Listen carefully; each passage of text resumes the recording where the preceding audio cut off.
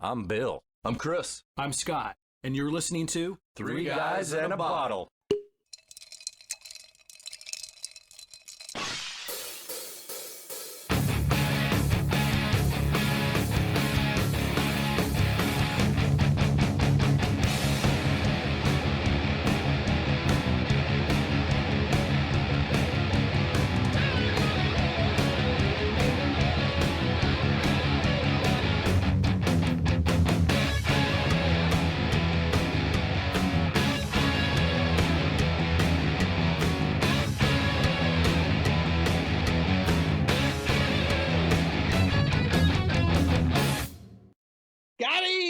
What's up?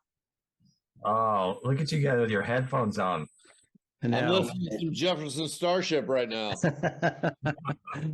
My apartment. I'm just gonna warn you guys. I am fucking hammered, and I've been drinking since like 7 o'clock in the morning. So, so I was going to message you and say, make sure that you have a drink ready to go. I don't need to do that. I took like fucking forever to find the background because my lighting in my apartment sucks. Dude, your background is awesome. Mine looks like the most fucking innocuous bullshit of all time. Took me 20 minutes to find it. That's why I'm like, shit, I haven't got a drink yet. So yeah, hold on. I'm gonna get one to see, but there we go. Crystal Dude, Skull. I like your fucking. I like your backdrop. My backdrop sucks. I'm sorry. No, yours is good. Oh, dude, crazy! I didn't even think about it. It's my 1-year anniversary from when I had my heart attack today. Today. It happened. Do you have acute angina? That was a joke. I know. I'm still, I've got a loose mangina. Sorry. Is that a Headbangers Ball shirt? It is, yeah. Dude. And Ricky Rackman, I don't know if you've seen it, he's doing a spoken word tour. So he'll be in Nashville May 15th, I think. So are you going? I'm going, yeah. Let's fucking do this. Let's get into it. Let's go. I have 10, but 2 honorable mentions too. I don't know if you guys came up with some honorable mentions. But... I have 1 honorable mention. 100%. Okay, cool. Yeah, I'm sure everyone's thinking that way, but I was like, so. No, anyway. it's impossible to come up with the top 10. It is. Singer list. Impossible. Yeah, there's some ones that are, again, the whole idea, it'll be fun to just reveal, debate, scrutinize. I'm ready. I'm ready for fuck that and are you crazy and that guy sucks and all right, but it could be a love fest too. Let's just do it organic. It'll be organic. Let's start with number 10. Someone started off. No, Scott, you kick it off. You kick off the whole thing. Okay. Let's go. So in at number 10 on my top 10 vocalist singers, Doug Pinnick, King's X. Wow. All right.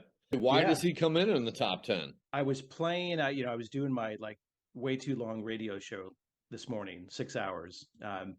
So I was pulling tracks and I hadn't listened to, he was added late, by the way. He was added yesterday. But I remember back when I was a teenager and then working at Sam Goody in the Westminster Mall and Faith, Hope, Love came out and it just stuck with me. And I just loved, the harmonies definitely stood out. But when you really listen to just his raw tone and what he brought to it, there was soul, and he's still bringing it, and he's 73. You actually worked at Sam Goody? I did. Oh, man, dude. Yeah. So one of the things I miss the most from not being a native Southern Californian like you two is I missed out on all of the, 12-year-old, I knew who Vince Neil was before, he was super popular, right? Yeah. Crushing. It's soul crushing. Well, Bill came to Southern California when you were a late teenager? And Bill, he came from North Dakota. So that's like, I mean, it was Christmas of '86, basically. So from from '87, and Guns N' Roses. Hey, real quick, what's everybody drinking today? You saw Crystal Head vodka with Gatorade 0. Right. I'm Evan Williams, so I'm going Ghetto. Yeah, this is I had a lot to choose from, and I'm staring at a few other bottles, but I went with 1792 and made it old fashioned. Oh, dude. Like, you know, Scott's in Franklin, Tennessee, so that's why he's going 1792. Keep house. The rest of us, Keep you know, house Bill. liquor. That's the theme there. Yeah, exactly. So, all right, Bill, who's your number 10? Well, it's interesting because you're probably people might cringe with this number 10, but for me, it's when I think of singers, I think of uniqueness, I think of tone, I think of one of a kind voice. I'm in a tribute band and Ozzy Osbourne. I mean, I love the whole catalog from Black Sabbath. That's your number 10? That's my number 10. Holy cow. Wow. Yeah, I got some surprises coming all the way up the list. Like, what? Damn. But yeah, I mean, Ozzy, I mean, it was tough because, gosh, putting him in an order is tough because I kind of feel like after my after the top 3, I kind of want everybody to be number 4. So, but yeah, he's in the top 10. All right. All right. Do you think that's high, Chris? Do you think that's low? I think that is low for Ozzy. Yeah. Very low. But hey, listen, everybody's got their thing. Yeah. I've got an honorable mention, which I tried to squeeze him in so hard, but I couldn't get there. But I've got rules too. So my rules are another soundbite, Chris, by the way. Sorry to interrupt. I know. Fucking Bay. I tried to squeeze it in so hard. Yeah. Fucking Bay. That's my mantra. You know that. This is difficult, man. So without having parameters, right? I tried to. There were 6 hours, but yeah. I tried to keep it to metal, and I what I consider metal. So I didn't include Zeppelin. I didn't include AC/DC. You know, I don't consider those guys to be metal. My honorable mention is D. Snider. Okay. He's you know, and if you watch enough stuff about Twisted Sister, you'll find that they were so metal back in the day that you know, it's difficult to keep them out. But my number 10, you ready for this? You sure? Here we go. Do it. Because he won't be on our other list. So I want to make sure you guys are ready. I'm going with my number 10 is Zakk Wylde from You like his voice? Okay. Wow. Yeah. He's got that guttural voice that I don't know. The first time I heard it, we were all talking together. Yeah. It was a couple of years ago. And I was totally fucking blown away. So that's my number 10. Well, we're supposed to do rock and metal, so I've got rock on here and metal. So, you know, metal was tough too. Anyways, yeah. Rock and metal, hard rock and metal totally works. Yeah. So we're to 9, huh? In at number 9, Layne Staley. Oh, fuck. I'm staring right at the Alice in Chains Dirt record on my wall right now. I have 6 on each side. I think I mentioned before, Fridays normally are the taco, margarita, and video, just let it run YouTube night, you know, except for last night because the tornado activity. Yeah. That's okay. But Alice in Chains is stuck in my YouTube algorithm. So I've loved them from, you know, day one when they first came out. There was just something about that voice that I just loved. And great voice. If you visit the MTV Unplugged, you know, as so gone he was in that whole session, it's just eerily just remarkable. I would agree with you on that one. Even though I don't have him on my list, I would Layne Staley is you know. And Scott, there's 2 singers in my top 10 that actually got together and did a cover of Man in the Box. I'll get to that later when I get up to those singers that you would be like, no way. Anyway, so I like that tease. I like that. Yeah. Very good. Number 9, Crawford. Yeah. Yeah. It's on you, buddy. It's Burton Cummings from the Guess Who, man. Wow. Okay. Think about that. These eyes and top dude, top Canadian band. If I knew we were doing that, my whole top 10 would be different. We'll do top Canadian bands. So hard, but, I mean, he's almost Chris Cornell-like, and we all know how I feel about Chris Cornell, and everyone feels about Chris Cornell, but it's just like when you listen to that rasp, the original American Woman, Burton Cummings, brother. Totally. I love it. My number 9 is Kevin DUBROW from Quiet Riot. Oh, that's a good voice. One of the guys who I think, sadly, should have been a way bigger front man than he actually ended up being. I mean, Yeah. Quiet Riot was obviously hugely popular, but that guy's voice and just his whole frontman thing, and I'm considering frontman in my top 10. I'm a Kevin DUBROW guy, man. He was fucking awesome. Yeah, watch that Randy Rhoads documentary about the old. Yes, Oh my gosh, that was great. That guy probably. And by the way, let's not forget Quiet Riot. If you consider Carlos Cavazo and who's the bass player? Rudy Sarzo. Rudy Sarzo, and Kevin DUBROW and Frankie. I mean, that was a damn good band. Yeah.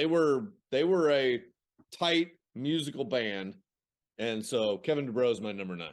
Nice. All right, in at number 8, Mike Patton. Oh, well, 90s coming in here.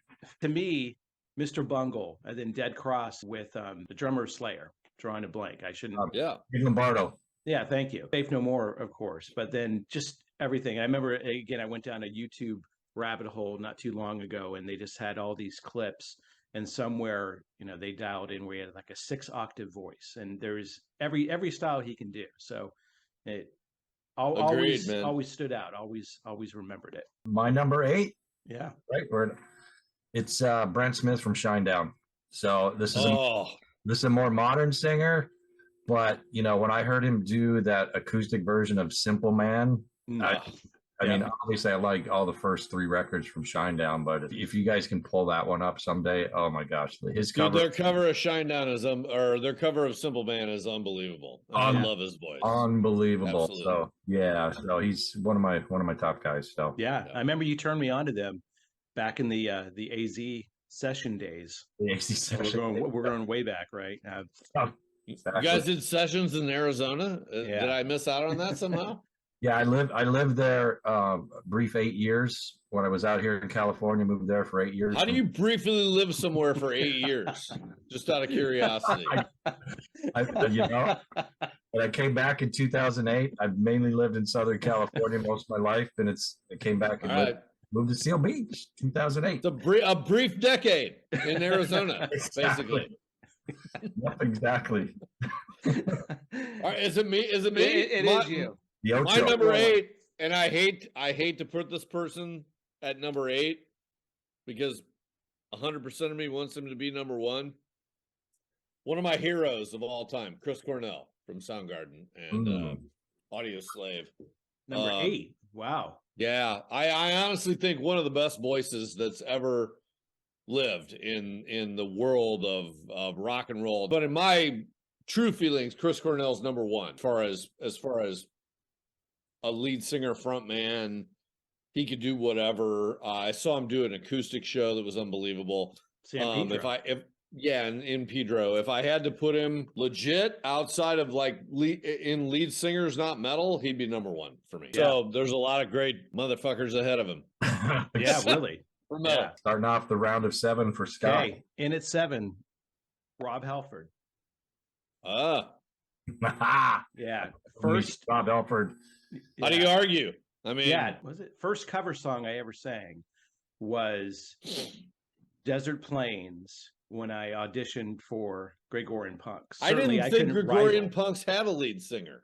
I thought they were instrumental. Wasn't that the thing? Yeah. Okay. It was until Scotty got there. Yeah, that was it. The one and only singer. I was either so bad or so memorable that they broke the mold and never replaced. But Bill was part of it. That's where Bill and I met during that whole era as well. Yep. I love it. Yeah. I love it. That's where we met. All right, so my number 7, again, uniqueness, original sound, style, blah blah blah. Joe Elliott from Def Leppard. I love it. Wow. Yeah, like the older Def Leppard. Yeah. Love that guy's voice. No one sounds like Joe Elliott. So by the way, I got ready for this show by listening to On Through the Night. Did you? Oh, yeah. What a great record. Which was an amazing Def Leppard metal album, right? Yep. Back in the day when they were fucking gritty and before they got glam. One of my favorites. Yeah. Great voice. I agree with you 1,000,000%. It was awesome. Yeah, nice. All right. Your number 7. My number 7, the one and only. I almost had a coronary when I saw him in Tucson at the same diner, Alice Cooper, the one and only. I mean, he was Kiss before Kiss was Kiss. Yeah. You know, He was. he's Alice Cooper. He's I don't know where you put him in the pantheon of lead singers, but you know, a lot of stuff you had to take into account with this is like voice, stage presence, everything somebody brought to you know, their band. And Alice Cooper, you know, he made a career out of himself. And to me, in the music industry, that's probably the hardest thing to do. And to put him at number 7 is low as far as I'm concerned, but my God, the guy's had a 50-year career. Yeah, he's still touring. He's doing. Yeah. Rob Most of us Zombie. can live to be 50. We're lucky, and this fucking guy, you know, is in his 70s or 80s and killing it. So, Yeah, they're coming God through. bless. They're playing. They're playing Bridgestone, the arena downtown this summer. Yeah. He's a good dude from what everyone says. We're lucky to have him. That's Yeah. all I would say. So Right. Number Number six. 6, Ronnie James Dio. I can't argue. Yeah, I think we've talked about this. Turn Up the Night next to Unchained is my favorite song of all time. Certainly, I wouldn't include DLL in my favorite singers, different story. But as far as Ronnie James Dio and Turn Up the Night, and I know that was when the last songs, Bill, that you were working on had that total Turn Up the Night vibe. So we'll eventually get back to that, I'm sure.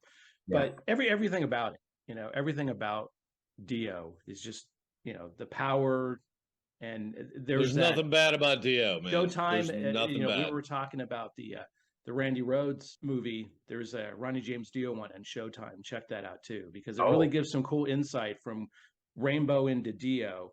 Oh, And you know, basically his wife goes, "You have to join because we don't have any money." You know, and he wasn't getting along with Rainbow at all. With drawing a blank on the guitar player now, but Richie Blackmore. Was it Thank Richie you. Blackmore? it was Richie Blackmore. Yeah. Yeah.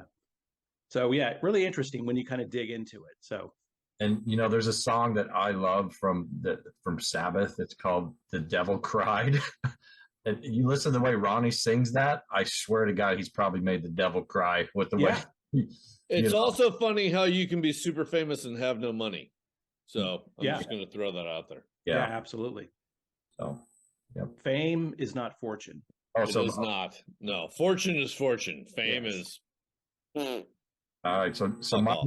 my number 6, and it's Rob Halford. I know that Scott, you mentioned it. You know, he's higher on my list because that was one of the first metal bands I ever heard. Yeah. A friend of mine turned me on to Unleashed in the East, the live stuff, and when I heard the song "Stand Ready for Excited," I can't do it. But it's just like, oh my God, I heard it's like the coolest thing ever. And then the Green Mona Lisa, the two-prong, there was just so many things. You're like, this guy is just insane, and he was a great front man.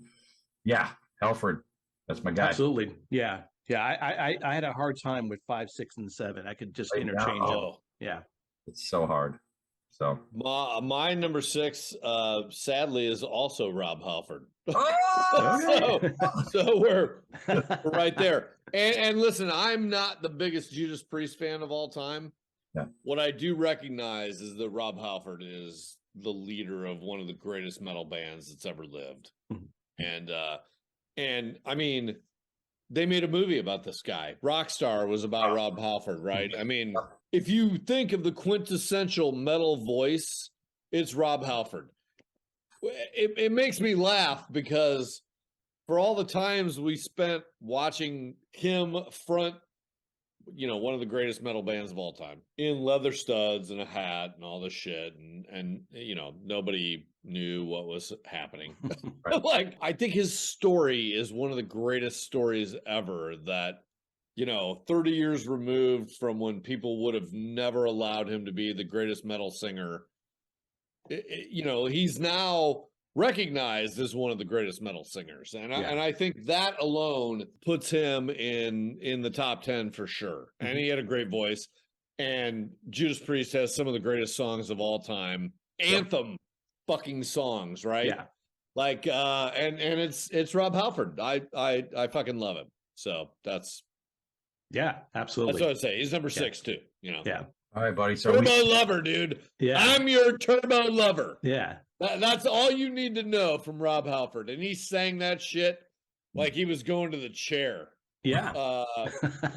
So we've talked about it a million times how Paul Stanley sings every song like it's the last fucking song he's ever going to sing. Yeah. Right. And I'm sad he's not on my list. Rob Halford sings Turbo Lover like it's the last song he's ever going to sing in his entire fucking life. And that puts him in the top 10. Yeah. So Awesome. All right. So we're at top 5. Number 5, Bruce Dickinson. He's only number 5. your number 5 is Bruce Dickinson? Oh, wow. I'm wondering who number 1's going to be if that's your number 5. Dang. Well, actually, I think I already know who Yeah. number 1 is going to be with Scott. And I'm sure you already know who number 1 is going to be with me. So Stevie Nicks. Really? Bette Midler's my guess, but yeah.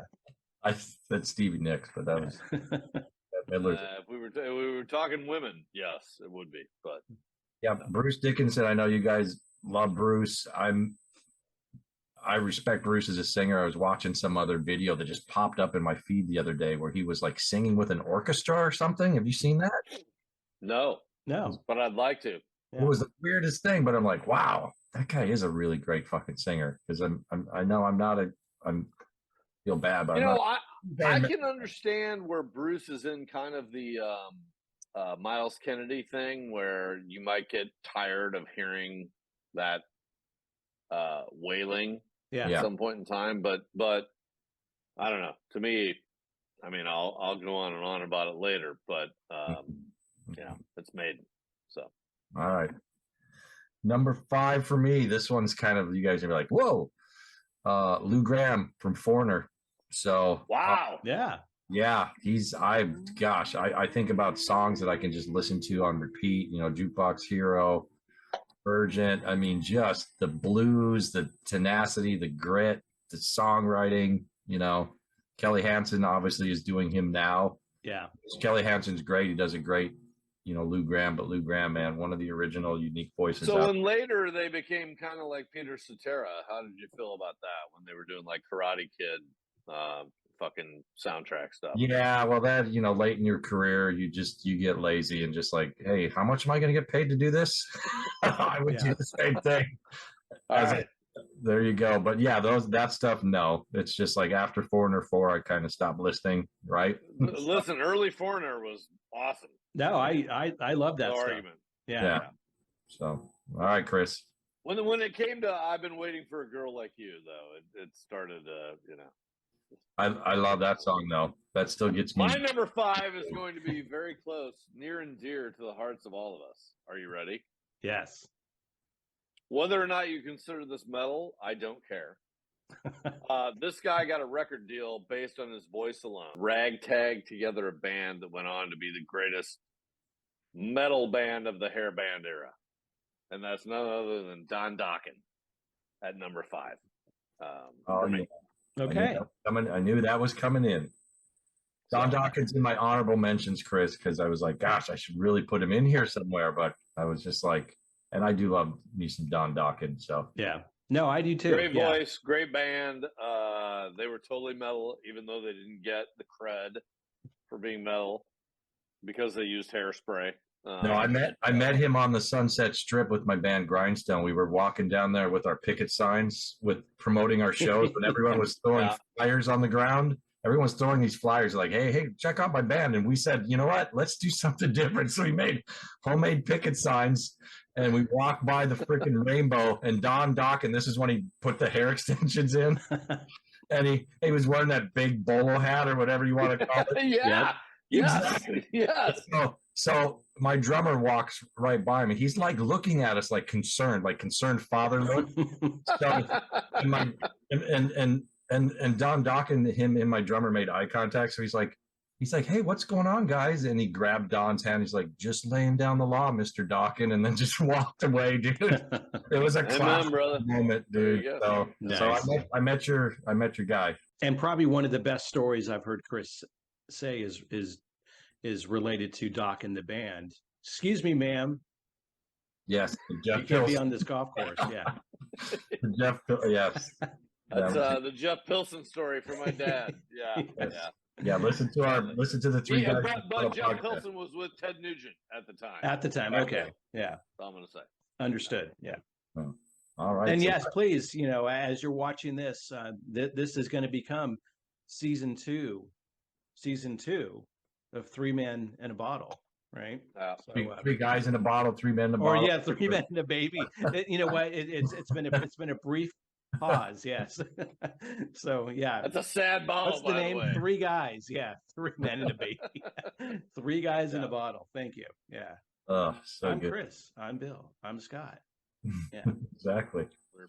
Number Three guys in a 4, bottle. and it's starting to kick in. So I love it. I love it. Is it number 4? Are we Number up 4. to number 4 now? Up to number 4. It's going. Yeah, you Yeah. just hit it. Chris Cornell.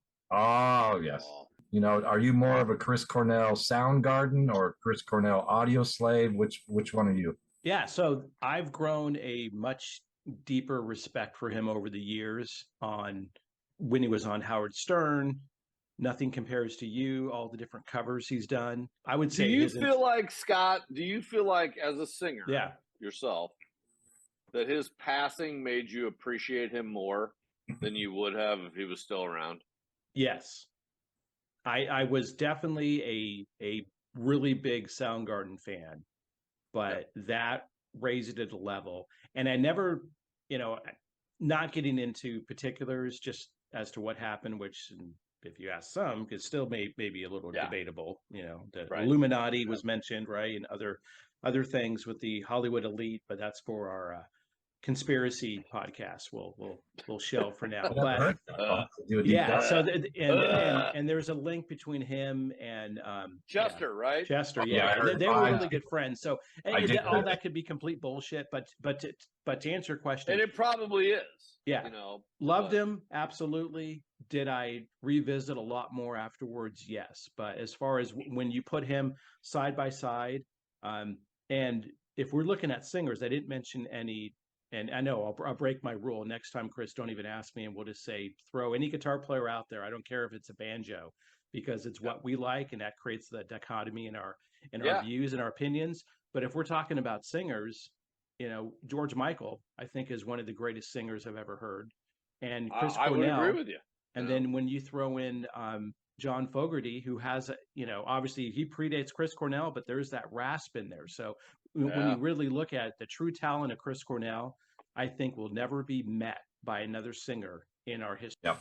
That's Well, Scott, I would agree with you. And he's number 4. 1,000,000%, Yeah, man. so- And that's why I asked, because you're a singer. And as far as I know, I mean, I know I'm not. I don't think Bill is, but to me, Bill helps Chris with Cornell, the production. I think I'm better because of Bill. I know this isn't the tribute to Bill Uh, show, but 1 year since, no.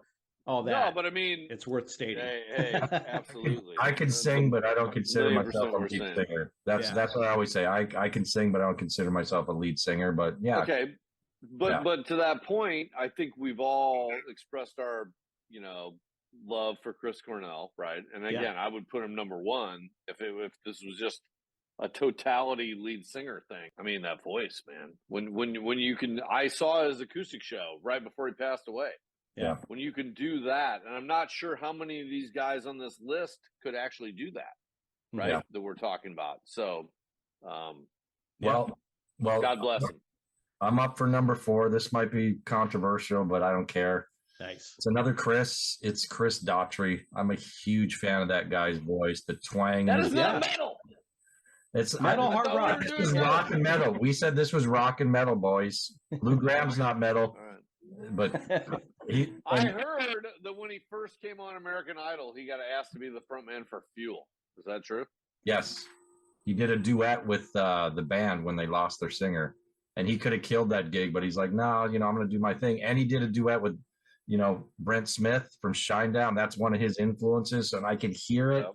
He's got this. There's this he's got that aggressive, and he's got a rasp, and he also has this almost like country, little bit of twang. Oh, he's got a bunch of country in his voice. Yeah. dude. And For but he can and once I get to my number 3 singer, I'll tell you about the duet that he did. Oh, amazing. So yeah. Anyways, Chris Daughtry, he's just one of the good sounding voice. Probably one of the best recorded rock voices in right now. If you really like listen to the voice, it's like he feels like he's in the room with you singing. It's insane. But anyways, that's my guy. So number Nice. 4. Yeah. And he's our only American Idol entrant into That's the true. group of top 10s, right? Yeah. Ruben stuttered. I don't know. We're talking But- heavy. Oh, But he heavy didn't. metal. He didn't win. Right. He didn't win Well, American. I know it's not going to come from me. My number 4. You want to hear my number 4? Or you, That's it. You're up. Please, yeah. You're up. I mean, it's Ozzy. Oh. Yeah, my number 4 is Ozzy. There you go. I'm a unapologetic Ozzy guy, and the crazy thing for me is I like all of Ozzy's kind of non-hits more than the hits. Like "Over the Mountain" is one of my favorite songs of all time. One of my favorite ones. Tribute band. Perry Mason is one of my favorite songs of all time. Yep. The Ozzy songs that you don't hear, I think, are the best. And Ozzy, to me, this is the battle between lead singer and frontman, right? Like, I can't put Jim Morrison on this list because he's not metal, and he was a shitty singer. But as a frontman, he's one of the greatest of all time, right? And I feel like Ozzy's the same way. Like, you know that voice whenever you hear it. Well, and It's Ozzy. And honestly, I'm a huge Jim Morrison fan. It's not a shitty singer. He's a unique singer. There's no one that sounds like Jim Morrison, and he can take you places when you listen to his voice. But like technicality wise, like you said, yeah, he's not going to hit the Rob Halford 4 octaves. But dude, Jim Morrison, you know, the Doors without Jim Morrison, can you even imagine what that would sound? No. It's like the Doors without the keyboard. You know? It would be Ian Ashbury singing with the Doors. That's what it would sound like. Yeah. Listen, and this is why we have these discussions. Certain people were meant to be with certain bands. Yeah. And I don't know if anybody believes in God or whatever they have, but whatever your religious beliefs are, people were meant to be with people for a reason. And that's why there's the Doors, and that's why there's the Beatles. Whether you like them or not, they are what they are, right? They are legendary bands. If you like the music or you hate the music, I'm not a huge Beatles guy, but I recognize that the Beatles were meant to be the Beatles, right?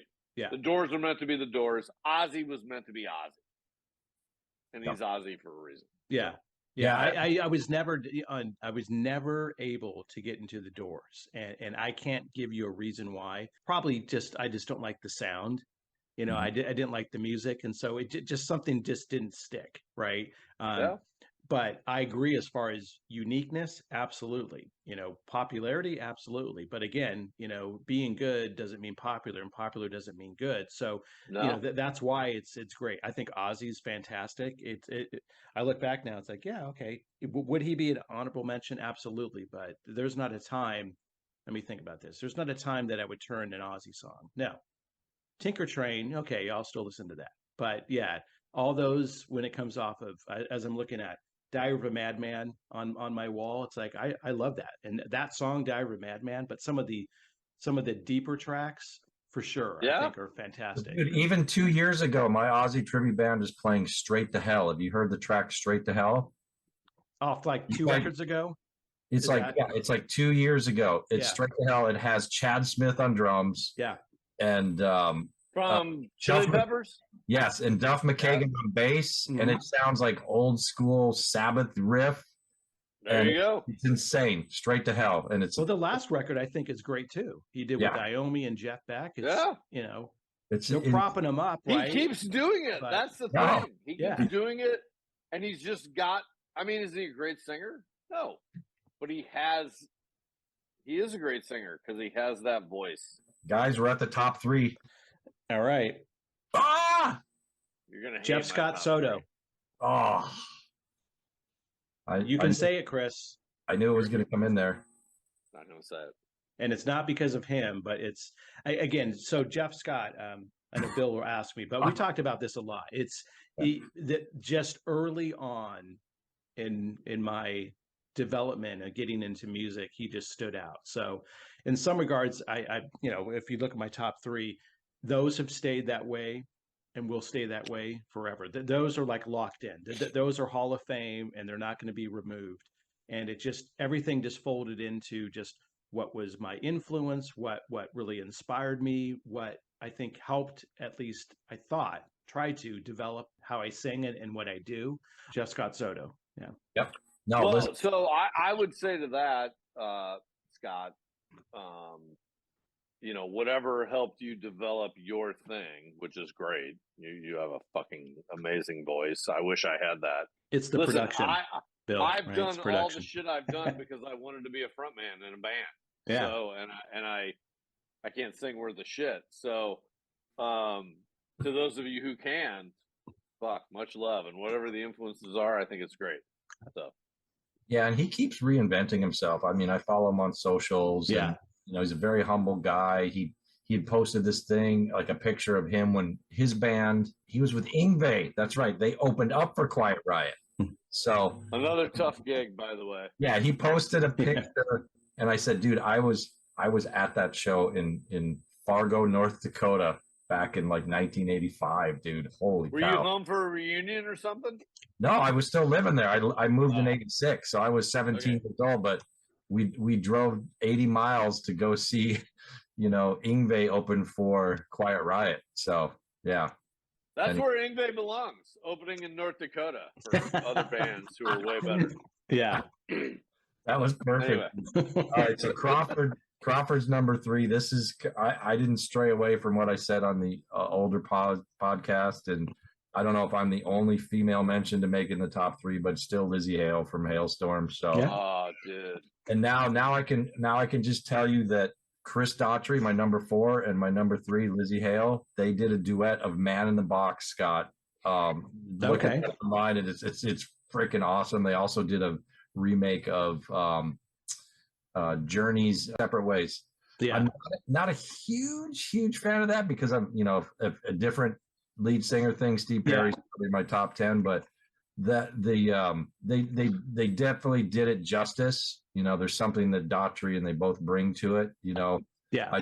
I'm just a stickler for the original, but boy, that Man in the Box thing that I've seen them do, it's pretty freaking cool. No, I'll check that out. Yeah, and I know we briefly chatted about the Separate Ways, and it's to me, it just because I like that song so much. But yeah, when you tie back to the purity of the original version, it's like yeah, it's like, again, is anyone ever going to try to do a cover of Journey? Because you better kill it, right? Yeah, So I get that. And Yeah. obviously, Lizzie Hale and Chris are 2 of my favorite singers, but Yeah. they didn't do the purity justice, in my opinion. But it's still a good cover, still a good Yeah. remake. So, Yeah. all right. I So- wish I had the balls to put Lizzie Hale in my top 10. Sadly, I did not. But I agree with you. She is, yeah, her I- voice, that band is out of control. I was born in the next fall. I'm a bit saddened that I feel like they're kind of creeping their way towards country. Right. Yeah, but, Storm is. Yeah, but the old this is stuff. unbelievable. Yeah, voice is unbelievable. So, Chris, number 3. This is like a broken record, but my number 3 is Ronnie James Dio. In my mind, next to my 1 and 2, he's the greatest lead singer that's ever lived. There is when I play a Ronnie James Dio song, whether it's Rainbow or fucking Sabbath or his solo stuff, for my children, and I say, "Who is this?" They say Ronnie James Dio. They know Man on the Silver Mountain. They know King of Rock and Roll. They know Black Sabbath. They know everything. That voice is so recognizable, you cannot get away from it. And for the guy that he came from to be what he was in the world of metal, I don't know. To me, he's a legend, you know, Absolutely. in metal lead singing, and one of the most recognizable voices of all time. So, Yep. my number 3 is Absolutely. James Totally Dio. agreed. Yeah. Even though he wore a suit and looked like a fucking soda shop guy when he was young, so did Dr. Dre. He did the same shit when he was a kid. So Yep. you know, Well, you got to play it- figure out where you're going. Just pull up When the Devil Cried and play it to your kids. They'll recognize Ronnie James Dio right away. So my kids hear one note. They'll hear And it they one say note. Ronnie James Dio, right? Like, again, that's why I got him number 3. his Yeah. voice is his voice. And you The know, first lyric he says in that song is "One fine day in hell." Your kids will be like, "That's Dio, Dad." yeah, when you hear him sing "I'm the man on the silver mountain," there's Yep. no doubt Yep. who that is. So Yeah. to RJD. Absolutely. There you go. Number 2, All right, Scott. John Bush, Oh, Armored Saint, I know. later of Wow. Anthrax. Liked him in Anthrax, didn't love him in Anthrax, but definitely Armored Saint. Right. And did you come out to the Waters Club show and when Grindstone opened for them? With John Bush, Yeah. you know, I want to say I probably did because back then we had no reason not to make every show. Exactly. I We think just you didn't probably- remember all of them, so because it's been to very so many. it's Sorry, very Chris. likely, yeah. I, as a non-Southern Californian growing up, have heard the lore of Armored Saint for the better part of almost 2 decades now. Sure. Yeah. And you guys know we've talked about this. Like I didn't get the luxury of growing up here when you guys were going to the Sunset Strip and going to Live Bait and seeing all these bands that I know shit about. But I've heard again from my buddies from San Pedro, the legend of Armored Saint. Is it? It's that big? Like I think that, yeah, he was probably just a yes decision away from being the singer of Metallica after their first record. And his whole trajectory obviously would have changed dramatically. And I don't know if Metallica would have been the same band with him as a singer. I don't know. Who knows, right? Well, he doesn't have the same stylizing vocally as I'm sorry, I'm spacing on the original James singer. Hetfield. No, no, the original singer from Anthrax. Oh, Anthrax, Joey Belladonna. Yeah, Joey Belladonna. Yeah, the two. Yeah, that's why I wasn't a fan, because I was such a fan of Joey Belladonna. And then there was a third. Well, yeah, there was an original singer. There's 4 singers of Anthrax. We Neil talked about this Turbin. on one of our previous shows. Yeah. I saw Joey Belladonna in 1990 at the Dayton Civic Center. The first time I ever saw Iron Maiden. Yeah. And they were doing the I'm the Man stuff and all that shit. And they were fucking awesome. And then I saw them almost 2 decades later in 2009, open for Maiden again at Irvine Meadows, right? That we've all been to. Yep. Completely different band, right? Yeah. With a different lead singer. They didn't do any of that shit. And they went from, I don't know, metal rap to thrash, basically. Yeah, they were thrashy, grungy during that phase. So yeah, they're definitely a different singer. So that's why I'm not a fan of Anthrax with him as much. Yeah, but you can see why he was sniffing around the Metallica thing, because he's got that thrashy thing, you know. Absolutely, He yeah. doesn't have those high notes that you expect in Anthrax. Well, listen, thrash is great. Do we even consider? So let's talk about this. None of us have brought up James Hetfield in our pantheon of top 10. Right. And I'm going to assume that none of us have him in the top 2. Yeah. No. Why not? Why not? Where's? Yeah, I looked at it as I love thrash. That my favorite genre for sure. Absolutely. Yeah. So, who I listen to today, Lamb of God and Slayer and Periphery and Digging Deep and all those other bands. So if I would, as much as we're talking about, oh, well, is this a hard rock metal category? If we went to any singer in any genre, and that could be maybe fun to do, right? So we're going to go from we should do that. Yeah, we're going to go from Etta Fitzgerald to Tom Araya, right? Beyond, So I think we plan to do that in the future. To me, I just kind of put the limit on thrash. But how does James Hetfield? Is it because of familiarity? How does he not fit in any of our top 10? I mean, he should. Yeah. He should, but he didn't, because there's just so many. I think we ignore it because they are so popular and we're reaching for what we consider to be, bigger reaches. Yeah. Right. Possibly. Yeah. And then if we do a thrash category, stuff like Metal Church is going to get in the conversation. Absolutely. You know? And that would have two Anvil Metal and- Church and- singers in there. Yeah. You know? Exactly. And King Diamond. King right? Diamond would be a top 3. Exactly. So, Absolutely. Yeah. okay, so then my number 2 then. Here we go. And this didn't make Chris' list, but he knew it would make mine. I'm staying true to my earlier prediction. Paul Stanley sings every song like it's his last. Yeah. Goddamn right. And it's funny when you mentioned Dee Snider from Twisted Sister, because I got into Twisted Sister around the same time I got into Kiss, and that first record, you can't stop rock and roll. And even though they were dressed, the way they dressed, I like, these guys fucking rock. Like Chris would say. They do. I mean, the guitar players and just in your face. But yeah, obviously Paul Stanley, he's still singing like every performance is his last performance. Obviously they're pushing 70, 80 right now.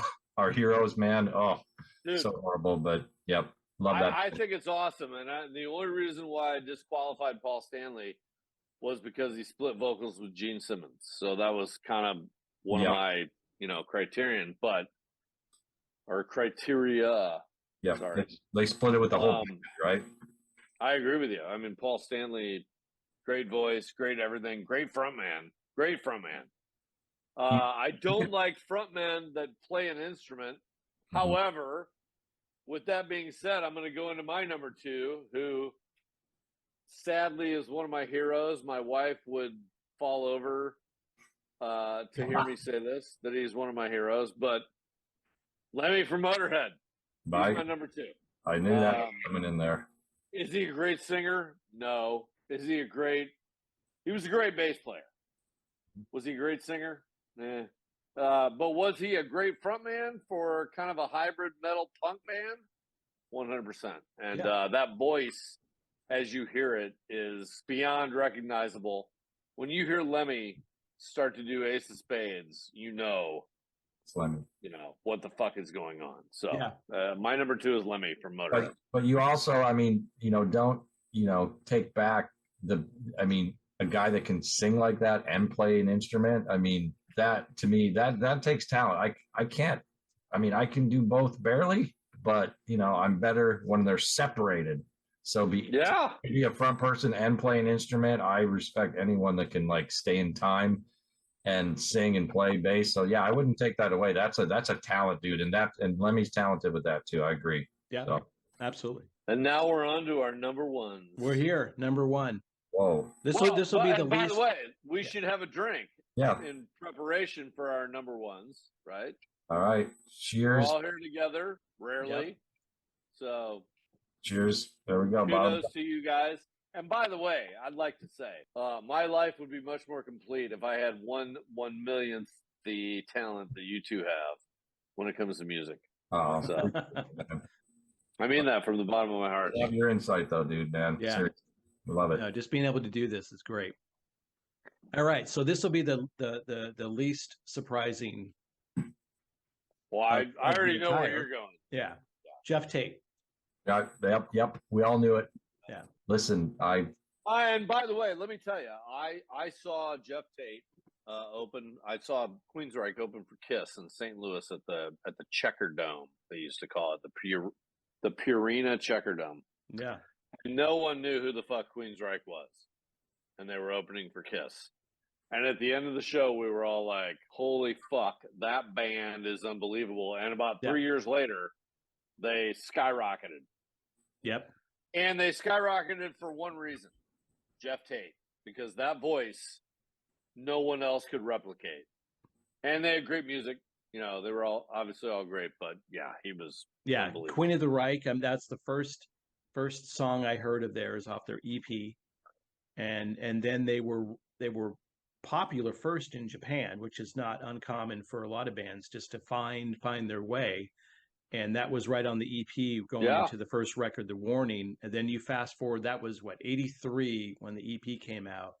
So 40 years later, I saw Geoff Tate at the Basement East in Nashville about 6 weeks ago. Really? And he killed it, He's So 63 what was now. he playing? What was he playing? He all Did he do Queensryche. Queensryche stuff? Yeah, he did about a 20-song set. He did all the bangers from Queensryche. He did Voice is still great. yeah, Presumably. yeah. You know, he had a, you talk about, you know, heart issues. He had surgery about a year and a half ago, maybe 2 years ago. So there was some, you know, obviously just the recovery and getting back to it. And he's openly talked about it, but he, like, if you follow him on Instagram, he's in Ireland right now.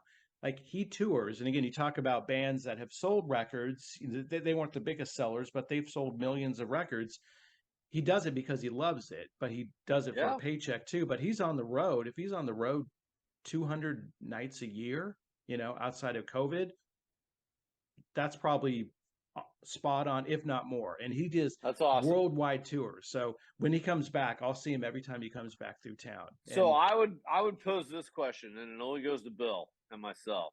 Yeah. Favorite Queensryche song, Bill? Queen of the Reich. That's when I first heard him. I think I was 1983, 84. A buddy of mine had a cassette tape of it, and his dad had one of those, like, you know, Pioneers or Panasonic that we all like drooled over with the, Yeah. you know, and he put in that, and it was like, you know, Queen of the Reich came out. I was like, you know, this is actually pretty cool. It was kind of Iron Maiden-ish, but Yeah. there was something different about it. I could recognize that because, like I said, I wasn't a huge Iron Maiden fan, but like, he's kind of cool. So yeah, Queen of the Reich is definitely my favorite one from Jeff Tate.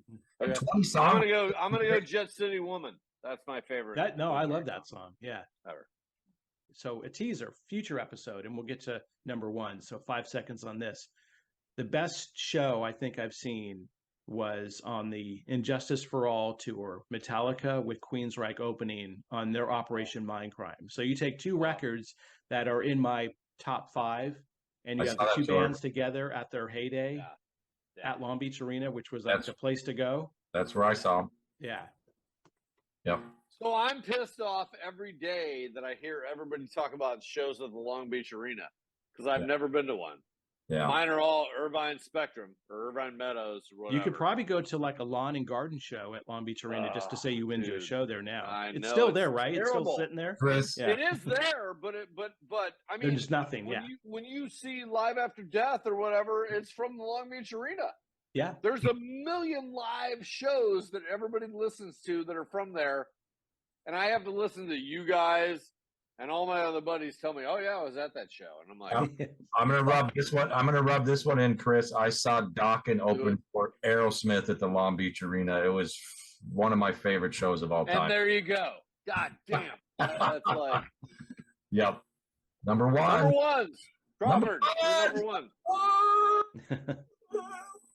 Oh boy. So my number one, as you know, I'm staying true. It's Chris Cornell, and I know that you talked about this earlier. He's still my favorite vocalist of all time. Gives me chills anytime I hear a song by him. Yeah.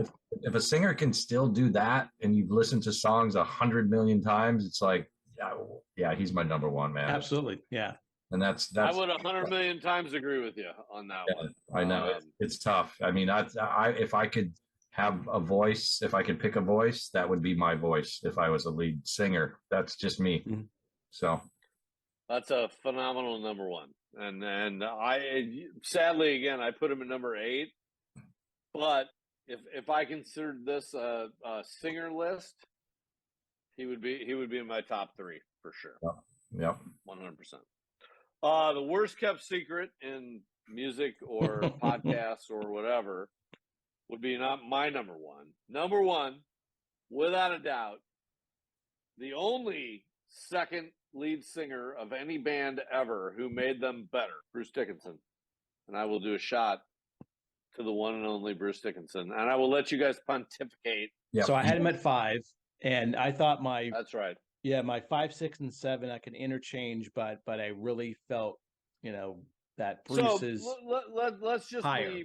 let's just talk, yeah. openly about what is it. I know, Bill, you've mentioned before he has a bit of a quality to his voice that you don't like to hear continuously. Yeah, and I kind of think Iron Maiden kind of fell into that trap musically too. I mean, they're all phenomenal musicians and they have a unique sound, and obviously, they're the probably the #1 tribute band that everyone wants to go see, the Iron Maidens and everybody. You know, I kind of felt like every song kind of had that, you know, that same kind of pulse to The it. gallop and the I get it. And I knew without even if I didn't hear an Iron Maiden song, I knew where Bruce was going to go high. It was almost like it was predictable. So, and I want to be but okay, so I understand that. But when you hear when you hear that gallop, and I understand it gets old after a while when you hear the gallop, but what is it about that doesn't resonate, you know, with you? It's hard. I don't know what it is. Maybe it's there's certain I've learned this as a I'm trying to make this podcast interesting. No, this is great. That's why we figured we'd debate the #1s. And for me, it's there's certain frequencies as a musician that I hear that put me to sleep. And I talked about this, like loud house music with the same pulsing beat will hypnotically put me to sleep. And I don't know why. Yeah. Kind of the same with you put Bruce in that category? Not Bruce, but the music in there's something that works, and I can't describe it. I'm not a musician in that regard to understand how those sound waves work and the notes and all that. When I hear, you know, Bruce Dickinson, I'm looking at that saying, all right, the 4 that are above Bruce Dickinson are so impactful to me that he is, if there's like a group A, he's #1 in group B. And it's just something that I don't look at the gallop the same way. But you clearly understand that he took over a band that was a band and made that band way better, which I don't think, again, any other lead singer has ever done. Yeah, you can argue Brian Johnson and AC/DC, but he didn't make them better than Bon Scott. He just made we them could more debate that, AC/DC. right? It's like he came in, his first record, which was what, 1980, so 43 years later, that's his first record. Great album. Yeah, and it's incredible album. Biggest selling make rock. Better. I don't like the Bon Scott era, and probably and I think because of the way he sounds. Yeah, and that's that's how I love the Bon Scott era. You know, it's like me too. I'm not. Yeah. Honestly, I love the Brian Johnson era too. That's my point. Is like I love both eras. I don't think Brian Johnson made them better. I think he made them AC/DC going forward. Yeah. I think Bruce Dickinson made Iron Maiden legendary from a band that was a great band. And they're bigger than Sabbath. They're bigger than Kiss. They're bigger than who are they not bigger than? I mean, I would rather listen to Kiss and Sabbath than Iron Maiden, but definitely the band. But are they not bigger than those bands? I mean, they're still touring, right? So it's just like. And when they tour, it's not a fucking reunion show where they're standing around. They're hightailing around the stage. I mean, and I'm not discounting what they do. It's just it's a frequency that I don't resonate with. Same with Rush. You know, we've talked about that too. It's just like great band. It's just like, but it's I get it. I'm not a Rush guy either. I wouldn't want to see them live. There's a frequency there that I don't connect with. It's not to say they're good. I respect all the musicianships. I mean, gosh, this is great because we wanted to have a debate, right?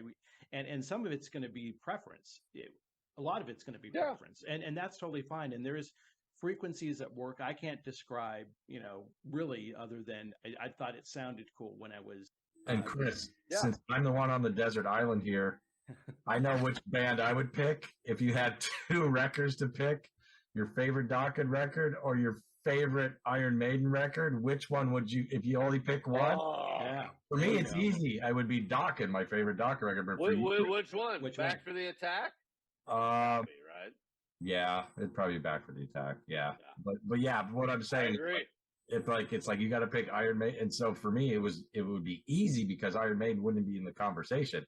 So for me, I would pick Peace of Mind. Well, there you go.